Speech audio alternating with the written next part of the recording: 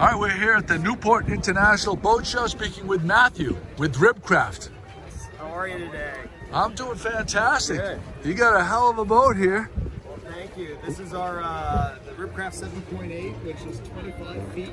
And it's one of our 12 models that we make. We offer rigid inflatable boats ranging in size from 15 feet all the way up to 41 feet. 41 feet, holy cannoli. And for people that don't know, it's a rib boat. Could you explain what RIB stands for? Sure. So RIB, R-I-B, stands for Rigid Inflatable Boat. So rigid meaning it's a fiberglass hull and deck, and the components inside are all fiberglass. That's the rigid. And the inflatable part of the sides of the boat is in a fully inflatable tube.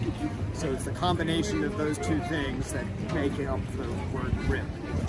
Can you tell people, because I think more and more people are understanding some of the things that make a rib make perfect sense for them as far as a boat for them and their family, as opposed to a hard-sided boat? These boats are used extensively. We built them for the United States Navy. They've been used by the military and law enforcement for 30 plus years now. And the reason why they go for it is because of its durability, but mostly its performance and safety. So you can go in much deeper or much rougher seas than you can in a traditional hard-sided boat, because of the hull shape on this is a deeper V, so it goes through the waves smoother. But then you have an inflatable tube all around the boat, which actually acts like a giant stabilizer. If you had as deep a V hull as you do on this boat on a hard-sided center console, the boat would be very tippy. But the tubes act to stabilize it. So, you know, not only can you go through the rough water that way, but the tubes also deflect the water down in a way so you stay super dry. The boat doesn't rock and roll back and forth, so it's very, very stable. Great for people who tend to get seasick because it just kind of moves with the waves as opposed to create its own motion.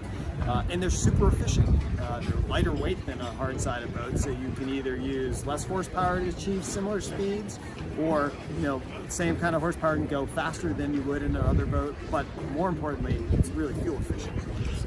So I think a fear of someone that doesn't understand is they think that the tubes bounce up against something and immediately spontaneously combust. Right. Can you dispel and explain that that is not the case, and B, in the worst case scenario, how that gets taken Well, care these of? are incredibly durable, and you know, in particular, I mean, we're building these, as I said, for the United States Navy. So, you know, if they're strong enough for them, they're going to be strong enough for all of us when we're out, you know, enjoying the water.